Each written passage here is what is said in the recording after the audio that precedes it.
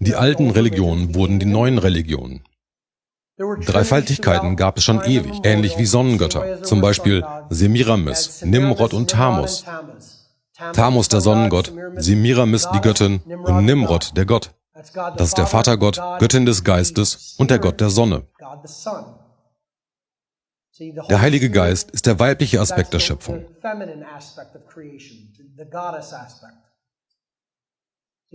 Es wäre Maria in der christlichen Tradition, aber sie wurde von der Dreifaltigkeit entfernt im Zug der Umstellung auf das Patriarchat des exoterischen Christentums. Frauen und weibliche Symbole wurden aus der Symbolik und den Dogmen entfernt. Nun haben wir den Gottvater, den Sohn Gottes und den Heiligen Geist. Die Frauen wurden von der Dreifaltigkeit geghostet. Der Geist wird nun durch die Taube dargestellt. Auf der rechten Seite sehen wir die ägyptische Dreieinigkeit. Osiris, den Schöpfergott, Horus, den Sonnengott und Isis, die Mondgöttin. Die Mondgöttin muss den männlichen, göttlichen Aspekt gebären, welches das Kind ist. Sie alle repräsentieren die echte Dreifaltigkeit von Gedanke, Gefühl und Handlung in uns. Der Schöpfergott sind die Gedanken. Er erschafft das, was wir denken und dann erleben. Die Gefühle sind der weibliche Aspekt in uns. Es basiert auf Gefühlen, Intuition. Beides kombiniert, also Schöpfer und Göttin, gebären dann die richtige Handlung in der Welt durch Wissen und Fürsorge.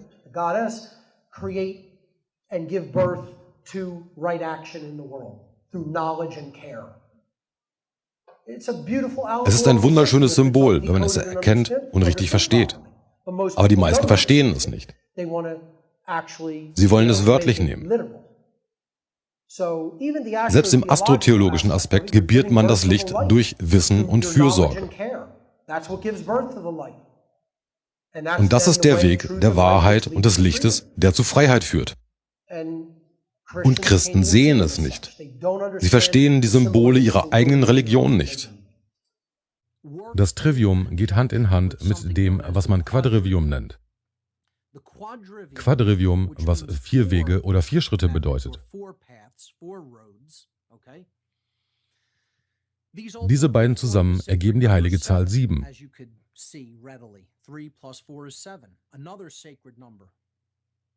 Die 7 Götter der alten Welt, die 7 Hauptchakren, die 7 Stufen der Leiter zu Gott, dem Baum des Lebens.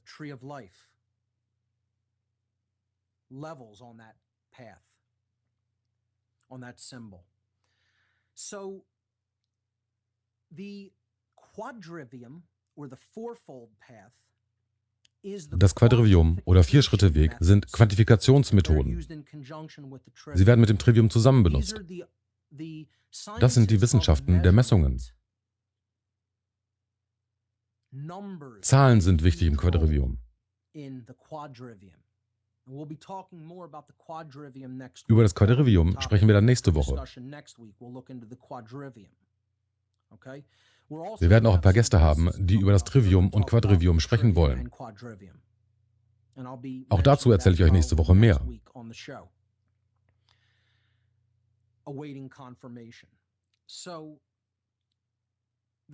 Das Trivium und Quadrivium arbeiten beide mit unseren 5 Sinnen zusammen.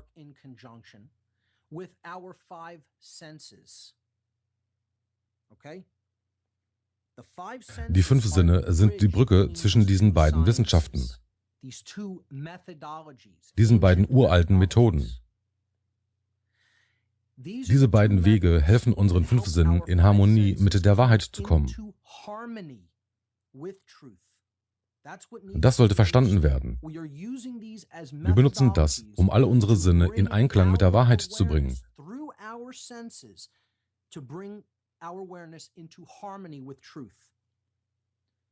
Wahrnehmung ist nicht die Realität. Es kann meilenweit entfernt sein von dem, was die Realität und die Wahrheit wirklich ist. Die Wahrheit ist das, was ist. Also an diesem Punkt muss ich darüber sprechen, welches Konzept ich damit meine, wenn ich Wahrheit sage. Leute wollen ständig über solipsistische Gedanken diskutieren. Ich habe in der ersten Show gesagt, dass das nicht für jedermann sein wird.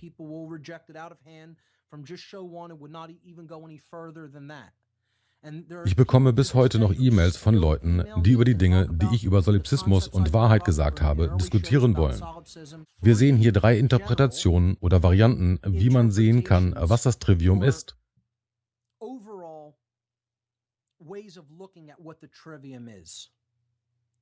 Ich nenne sie die klassische Interpretation, die esoterische und die moderne.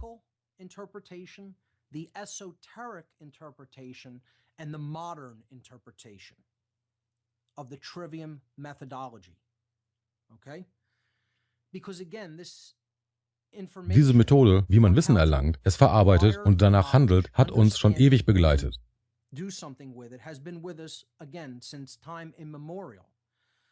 Daher gibt es mehrere Wege, dieses System zu sehen.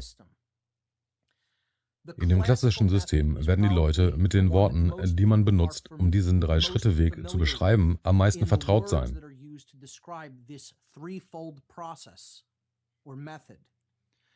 Und ich möchte anmerken, dass die Reihenfolge der Schritte zwingend ist. Deswegen habe ich die Zahlen hinzugefügt. Wenn man die Reihenfolge verändert, ist die Methode wertlos und wird nicht helfen.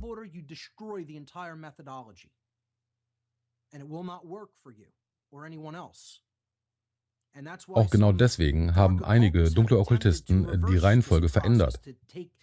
Aber das funktioniert so nicht. Man muss das Sandwich erst machen, dann kann man es essen. Okay, that's like, trying to eat your sandwich before you make it. You have to make the sandwich first, then you could eat it. Okay? So, the first step in the classical... Der erste Schritt im klassischen Trivium ist als Grammatik bekannt. Wir erklären gleich, was das in dem Zusammenhang bedeutet. Der zweite Schritt ist Logik und der dritte Schritt ist Rhetorik. In der klassischen Interpretation des Triviums meint man also Grammatik, Logik und Rhetorik in der Reihenfolge. Dann gibt es die esoterische Interpretation des Triviums. Die sehe ich auch so. Es sind Wissen, Verständnis und Weisheit.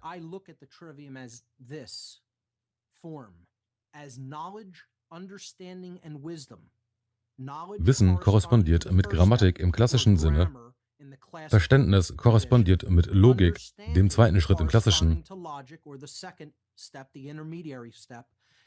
Weisheit korrespondiert mit Rhetorik. Es gibt noch eine moderne Interpretation des Triviums und ich schätze, ich werde die meiste Zeit dieses erklären, weil man dafür eine sehr präzise Metapher in Begriffen bereit hat, um es den Leuten zu erklären.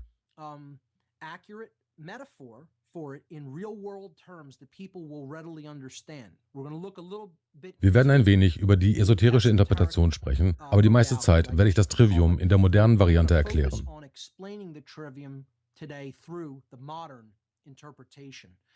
Die 3 Schritte sind Eingabe, Verarbeitung und Ausgabe. Eingabe korrespondiert mit Grammatik bzw. Wissen. Verarbeitung korrespondiert mit Logik bzw. Verständnis. Und Ausgabe korrespondiert mit Rhetorik bzw. Weisheit.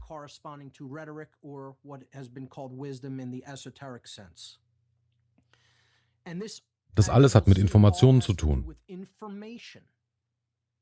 Die Aufnahme an Informationen, das Verarbeiten und das Verstehen der Informationen und das Handeln den Informationen entsprechend. In der Reihenfolge. Das sind 3 Arten, wie man das Trivium sehen kann.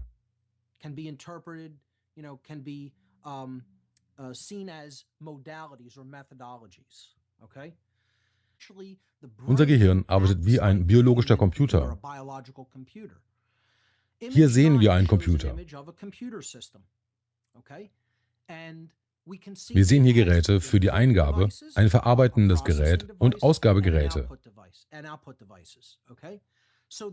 Die Eingabegeräte sind die Tastatur und Maus. Shown here by the light blue arrows, okay, is the keyboard and mouse. These are known as input devices. Go on any computer store and you'll find mice and keyboards under input devices. Okay? Andere Eingabegeräte könnten ein Scanner, eine externe Festplatte oder das Internet selbst sein. The Internet itself is a form of an input device in the modern world because that's something Wir können Informationen aus dem Netz auf unseren Computer holen. Okay, so these are Das sind Eingabegeräte. Die Festplatte speichert das alles. Das wäre dann die Erinnerungsfunktion des Gehirns. Dann wird es verarbeitet und das bestimmt, wie gut ein Computer wirklich ist. Informationen auf einen PC zu bekommen, ist eine Sache, aber diese richtig zu verarbeiten, eine andere. Der zweite Schritt ist von kritischer Wichtigkeit. Wenn man einen schwachen Prozessor hat, der keine Daten verarbeiten kann, dann nutzt alles Sammeln nichts. Und wenn er die Daten nicht präzise verarbeiten kann, dann spuckt er Müll in die Ausgabe. Der PC ist nur so gut wie sein Prozessor und der Fähigkeit des Prozessors, diese Daten präzise zu verarbeiten. Und genau da haben wir das Problem mit den meisten der Leute. Sie haben im Grunde interne Fehler im Prozessor. Der Zentralprozessor wird oft als Gehirn des Computers angesehen. Genau dafür benutzen wir unser Gehirn. Wir tun Informationen rein, verarbeiten diese dort und handeln danach. Wie man bei jedem PC weiß, wenn man Mist eingibt, dann kann auch nur Mist wieder rauskommen. Wir sehen uns noch einmal die einzelnen Schritte des Triviums an. In diesem Bild sehen wir die 3 Schritte des Triviums: Eingabe, Verarbeitung und Ausgabe, in der Reihenfolge. Die klassischen und esoterischen Bezeichnungen stehen darunter. Eingabe ist ebenso Grammatik bzw. Wissen.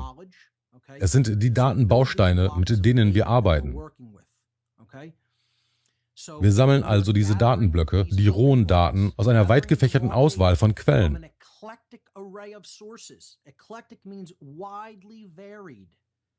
Man muss alles aufnehmen, so viel wie ihr könnt zumindest. Und das Ganze ohne die Informationen schon vorher abzuschätzen. Dies könnte man als Aktivität der rechten Neokortexhälfte sehen.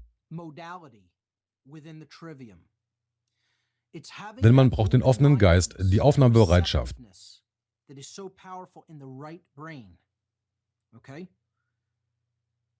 Das ist stark in der rechten Hemisphäre, denn wir müssen die Daten aufnehmen, ohne diese vom analytischen Verstand vorher schon zu beurteilen. Das ist der erste Schritt, um Wissen und Verständnis zu erlangen. Wenn wir das Wissen aufgenommen haben, dann ermächtigt uns das, die Fragen wer, was, wann und wo zu beantworten. Das sind unsere Rohdaten. Das ist leicht zu verstehen. Wir machen das am PC und genauso machen wir das mit unserem Gehirn. Informationen aus einer weit gefächerten Auswahl von Quellen aufnehmen, ohne es vorher zu beurteilen, damit wir die Fragen wer, was, wann und wo beantworten können.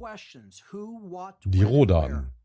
Wir nehmen die Rohdaten auf, ohne sie zu beurteilen.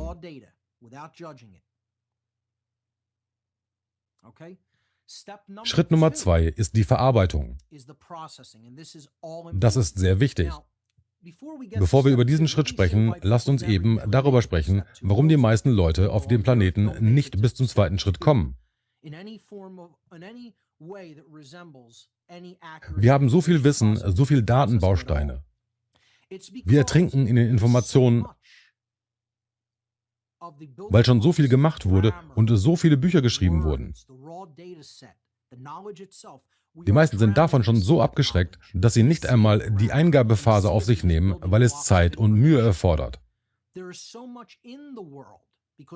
Wir verfügen über Ozeane von Wissen. Most people are so daunted by the task of even doing the input at all, because it takes work and time.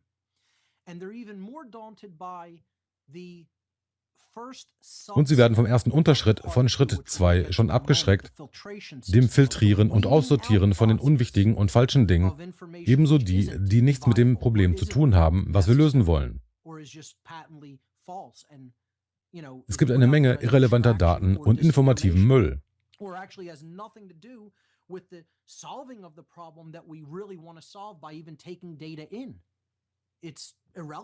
Sie wollen das nicht ausmisten, um zur benötigten Information zu kommen, mit dem sie das Problem lösen können.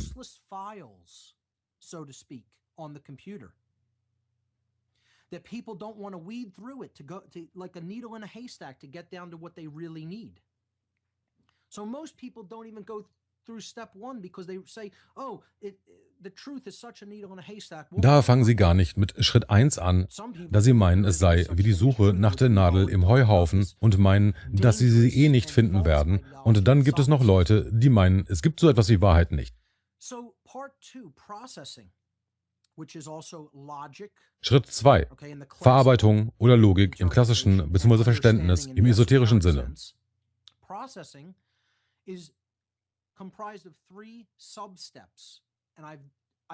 Verarbeitung hat 3 Unterschritte. Ich nenne sie Filtration, Zusammentragen und Analyse der Daten. Als erstes muss man sie filtern. Das ist auch exakt das, was der Prozessor tut. Wenn die Informationen gesammelt wurden, dann sortiert er sie nach Wichtigkeit. Man muss die falschen Dinge und die, die nicht zur Problemlösung beitragen, beiseite tun und mögliche Viren beseitigen.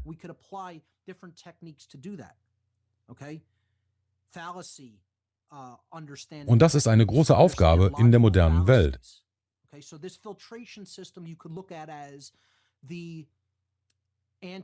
Weil es so viel falsche Informationen da draußen gibt.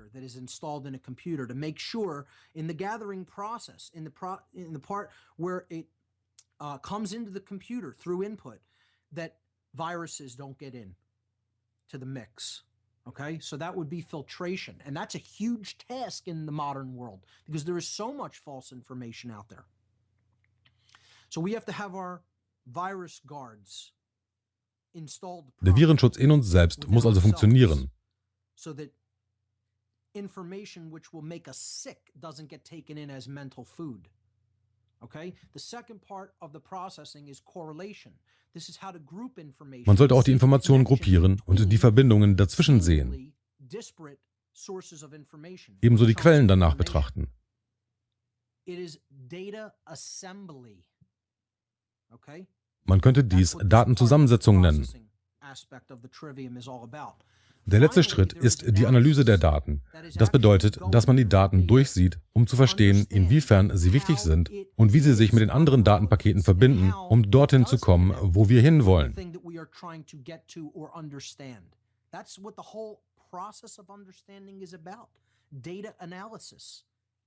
Daten zusammensetzen. Genau darum geht es bei Verständnis.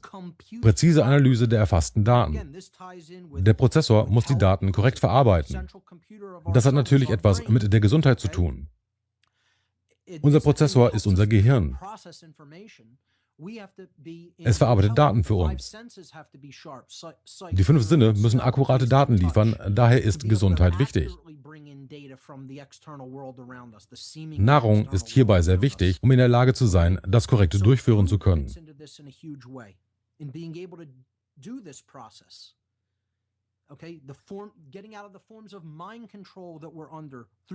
Wir müssen aus dem Mind Control durch die Filtration, durch unseren Virenkiller heraustreten. Das ist ein wichtiger Schritt.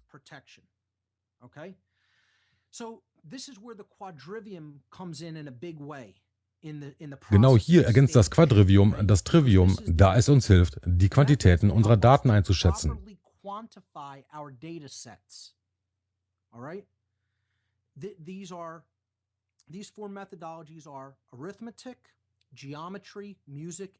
Das Quadrivium enthält Arithmetik, Geometrie, Musik und Astronomie.